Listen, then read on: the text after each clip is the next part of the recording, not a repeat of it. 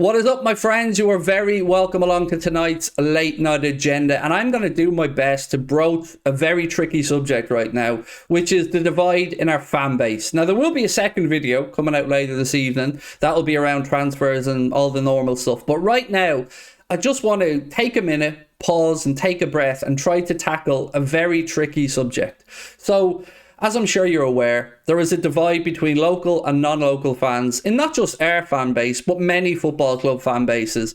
And speaking as somebody who would fall into the category of a non-local fan, I can tell you that the feeling from many Liverpool fans who weren't born and bred in the city of Liverpool is that we are looked down upon, or we feel looked down upon at times by locals. We feel like they believe that we are part of the problem. I don't think that we are. I think the way football has gone has made it an international game. You know, the way the world has become so connected has meant that Liverpool fans from all around the world now have more access to things in and around the football club. And I do wholeheartedly understand the frustration of local fans who are struggling to get to games or who can't get tickets, but they're the struggles of everybody. And I've seen arguments that go from things like, you wouldn't understand what it's like to walk past the stadium every day, or to grow up in the local area, or to go to school with, you know, fellow kids who some of them are blues, some of them are reds, and that lineage that is handed down from family to family. You're right. We don't, but it doesn't mean we haven't got our own lineage. It doesn't mean that we haven't got our own fathers, uncles, brothers, sisters who follow and support the Liverpool Football Club and have directed us in that way. Me personally, well, I don't. My father wasn't really that into football. I found Liverpool by myself, really, and then as I got to know the history of the city and I got to know the history of emigration from my own country over to the port of Liverpool, I really felt a kinship and a connection with Scousers, people who I think have similar values to Irish people, similar senses of humour, and I see a lot of the same type of stuff between us. So it really does hurt when we're constantly vilified for everything. It can be anything from the atmosphere. It can be for this channel, as an example. One of the biggest problems people have with Anfield Agenda is that I'm not Scouse. I can't help that. But I also can't help that people want to watch, because in me or in our channel, they see something that they can relate to. There are many Liverpool fans around the world, and although we've never really spoken about it, I've always kind of tried to be a vocal point for international fans, or fans who feel a little bit disenfranchised and a little bit left behind or looked down upon. So for me, the problem around tickets and the problem around access to the stadium comes from the owners. It comes from the owners before our current owners, the owners before them, and that sweet spot that is always just left there, meaning that demand will always outstrip supply. That, in turn, in my opinion, is one of the reasons that causes fans to turn on each other. It's sad. It's a sad state of affairs, because I don't think anybody's necessarily right and wrong. Everybody has valid points, but we all have similar frustrations. I can only give you the view from a non-local fan, because that's what I am. So I can only tell you, with all the conversations I have with people on a daily basis, people who go over to games, people who drop in once in a while, people who go just for stadium tours, people who may never get to Anfield, but they all feel like they're not wanted. And surely that can't continue, because Liverpool Football Club and every football club in the modern day needs fans, money, access, everybody from around the world to become a global family and push the club on, because it's a global business. There are monies flowing in from every corner of the world right now. So unfortunately, the days of local fans having everything on their terms are over. They are over. Now, I didn't end them.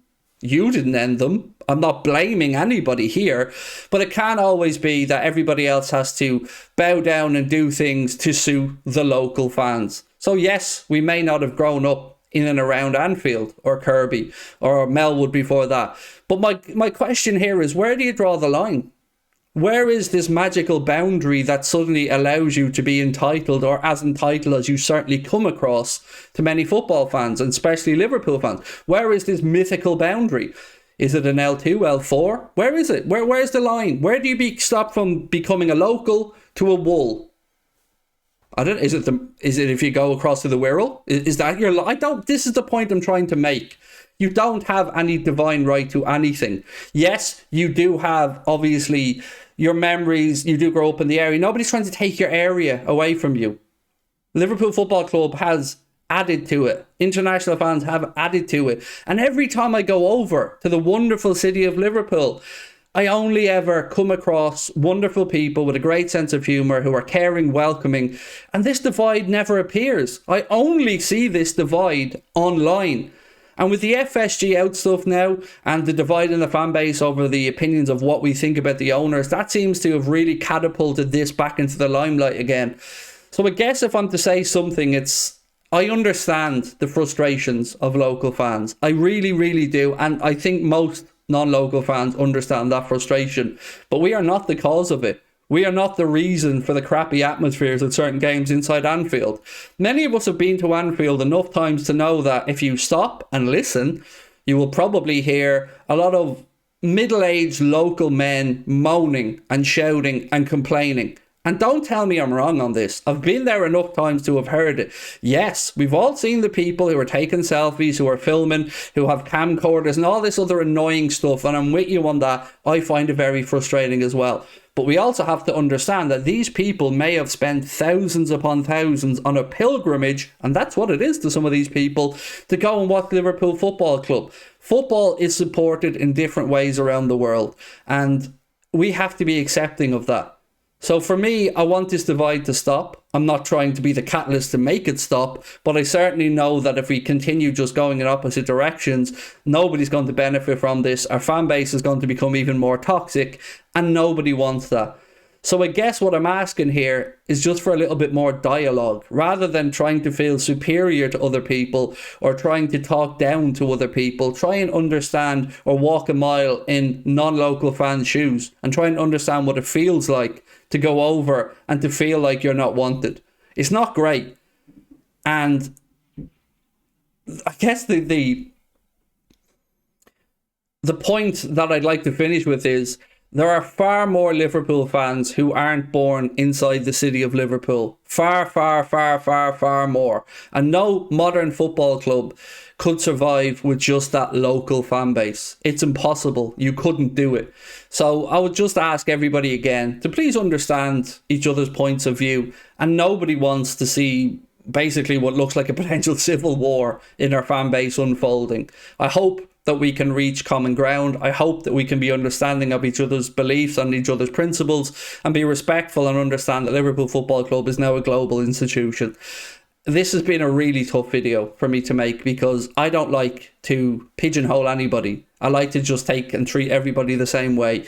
I just wish that was the case for international fans and non-local fans, because I have had enough reports and instances of people who just feel like they're fighting an uphill battle to be accepted to a football club that is an institution that has prided itself in welcoming people from every corner of the world. So over to you guys. Let me know your thoughts in the comment section.